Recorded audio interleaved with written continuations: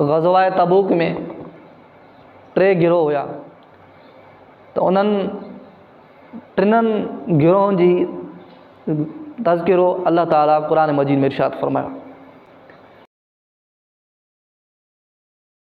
हिकिड़ो गिरोह इहो हुयो जेके पक्का मुस्लमान हुया, सचा मुस्लमान। ॿियो उहो गिरोह हुयो, ग्रुप हुयो जेके पक्का ऐं सचा मुस्लमान त हुया लेकिन उहे जंग में न वञी सघिया।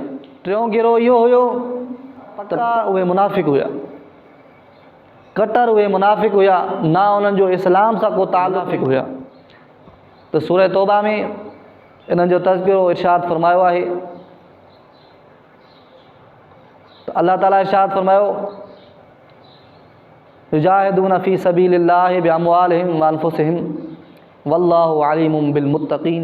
अल्लाह ताला इरशाद फरमाए थो उहे सच्चा ऐं पक्का मोमिन मुस्लमान जंहिं ग़ज़वा तबूक में शिरकत कई, जेके ग़ज़वा तबूक में शरीक थी करे इस्लाम जो बोल बाला कयो, त अल्लाह ताला इरशाद फरमाए थो युजाहिदून फ़ी सबीलिल्लाहि बिअमवालिहिम व अनफुसिहिम वल्लाहु अलीमुम बिल मुत्तक़ीन।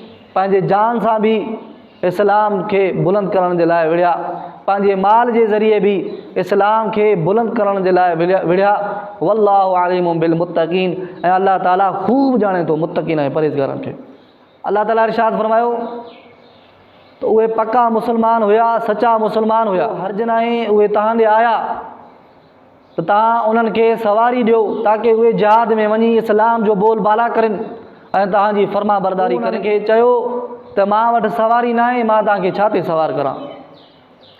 यानी उहे बि पक्का मुस्लमान हुया, सचा मुस्लमान हुया, पर उन्हनि वटि सवारी न हुई जो उहे सवार थी करे इस्लाम जो बोल बाला करनि ऐं रसूलुल्लाह जी इज़्ज़त ऐं नामूस ते मज़लूम मुस्लमाननि जी उहे मदद करनि।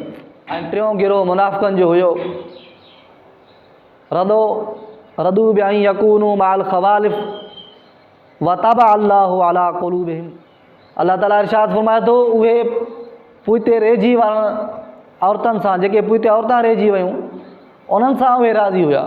व तबअ अल्लाहु अला क़ुलूबिहिम, अल्लाह ताला उन्हनि जे दिलनि ते मोहर हणी चए कॾहिं बि न सम्झंदा, उहे नाकाम आहिनि, उहे नामुराद आहिनि। यानी हिकु सचा मुस्लमान जेके ग़ज़वा तबूक में इस्लाम खे बुलंद करण जे लाइ विढ़िया, उन्हनि जी बि शान अल्लाह ताला क़ुरान मजीद में इरशाद फरमाई।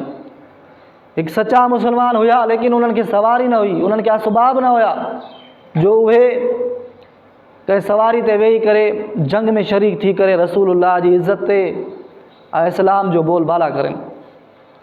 ऐं टियां मुनाफ़िक़ हुया रदू बिअन यकूनू माल ख़वालिफ़, त उन टाइम मर्द तमाम जा तमाम जिहाद में वेंदा हुआ, पुइते औरतां रहिजी वेंदियूं हुयूं। त अल्लाह ताला फरमायो इहे मुनाफ़िक़ उन्हनि औरतुनि सां पुइते रहण में इहे राज़ी थी विया।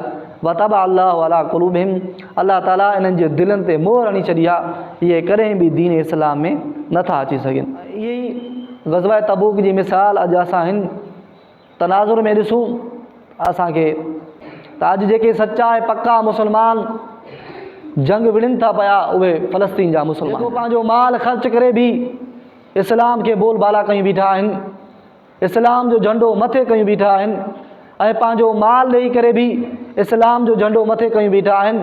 अल्लाह ताला इरशाद फरमाए थो मां इन्हनि खे ॼाणा थो, इहे मुत्तक़ी आहिनि, इहे परहेज़गार आहिनि। ऐं ॿिया मुस्लमान इहे आहिनि, उन्हनि जी आरज़ू इहा आहे, उन्हनि जी तमन्ना इहा आहे त काश असांखे अहिड़ी ताक़त मिली वञे, असांखे अहिड़ो को पावर मिली वञे, उन्हनि फ़लस्तीन जे मज़लूम मुस्लमाननि जी मदद कयूं। अल्लाह तबारक व ताला उन्हनि जी बि शान क़ुरान मजीद में इरशाद जा उहे मुस्लमान जंहिंजे दिलि में इहा तड़प आहे, जंहिंजे दिलि में इहा सची ऐं हक़ीक़ी ख़ौफ़ आहे, त उन्हनि जे लाइ अल्लाह ताला इहो इरशाद फरमायो आहे त उहे बि पक्का मुस्लमान। बाक़ी रहिया उहे मुस्लमान जंहिंजो ना दिलि में तमन्ना आहे, ना दिमाग़ में इन्हनि खे इहा सोच आहे उहे फ़लस्तीन जे मज़लूम मुस्लमाननि जी मदद करनि, त उहे कहिड़े खाते में आहिनि उहे तव्हां बख़ूबी सम्झी सघो था। यानी उन्हनि खे पंहिंजो माल प्यारो आहे, उन्हनि खे पंहिंजी औलाद प्यारी आहे, उन्हनि खे दीन इस्लाम सां को वास्तो न आहे, उन्हनि जो मज़लूम मुस्लमाननि सां फ़लस्तीन जे सां को ताल्लुक़ ऐं वजह वास्तो न आहे। उन्हनि जो सिर्फ़ु वजह ऐं वास्तो आहे, उहो सिर्फ़ु खाइण ऐं पीअण ते आहे ऐं उन्हनि खे पंहिंजे पैसे ठाहिण ते आहे ऐं ॿियो को मक़सदु उन्हनि जो न आहे, त इन जे लाइ उहे मुनाफ़िक़नि जी लिस्ट में लिखिया वञनि था।